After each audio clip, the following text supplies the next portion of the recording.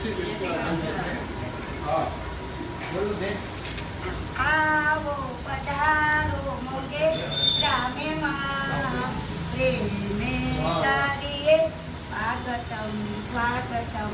આવો અહો ભાગ્ય એવા અમારા જીવનમાં, અહો ભાગ્ય એવા અમારા જીવનમાં વધાવીને કરીએ સ્વાગત મારા, હસી હસી કરીએ સ્વાગત મારા, ઓશે ઓશે કરીએ સ્વાગત મારા, આનંદે કરીએ સ્વાગત મારા.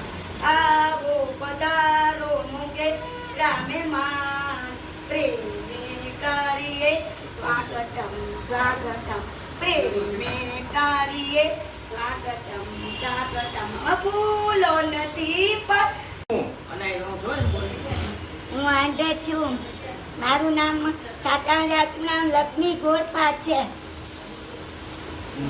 સંસ્થા મને વાલી છે. એમાં સંસ્થાની જોશી સાહેબે મુલાકાત લીધી અને આવ્યા, તેમજ અમે ખુશી થઈ. અમારા શ્રી પ્રમુખ સાહેબ છે અને તેમજ વાલી મારી સંસ્થા, વાલી મારી બહેનો અને આ બધાય મને હળી મળીને રાખે છે. અને અમારા જાગુબેન, ગીતાબેન મેનેજર અને મિનિસ્ટર જાગુબેન તો પ્રમુખ સાહેબ સૂચન કરે છે તો મને સરસ રીતે સાચવે છે. હું કામ નથી કરી શકતી, અપારંગ છું અને આંખે અંધ છું.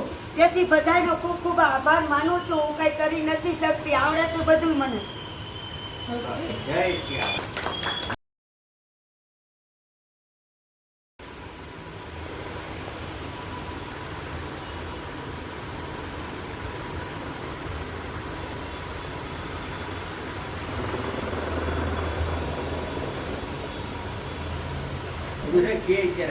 મારું નામ ગોહે રાજેશ્રીબેન છે.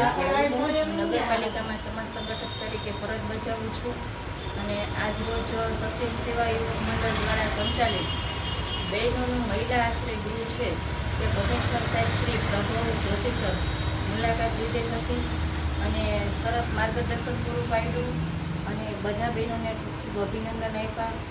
જય હિન્દ. સિયારામ. આજ રોજ સત્યમ સેવા યુવક મંડળ અને મહાનગરપાલિકા સંચાલિત મહિલા આશ્રય સ્થાન કે જે સુખનાથ ચોકમાં આવેલ છે, આજ રોજ આપણા જૂનાગઢના કમિશનર શ્રી પ્રભુભાઈ જોશી સાહેબ ખાસ ઉપસ્થિત રહ્યા. દરેક જે ભિક્ષુક બહેનો છે, વૃદ્ધ માતાઓ છે, એની ખાસ મુલાકાત લીધી.